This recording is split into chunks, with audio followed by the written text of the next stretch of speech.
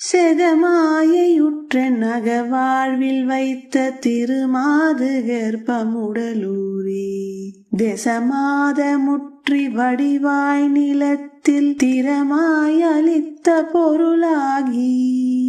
மகவாவின் உச்சி விழியானத்தில் மலை நேர் புயத்தில் உறவாடி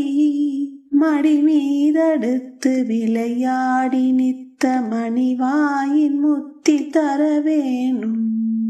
முகமாயமிட்ட குரமாதினுக்கு முளை மேல் அணைக்க வருநீதா முதுமாமரைக்குள் ஒரு மா பொருட்குள் மொழியேயுரைத்த குருநாதா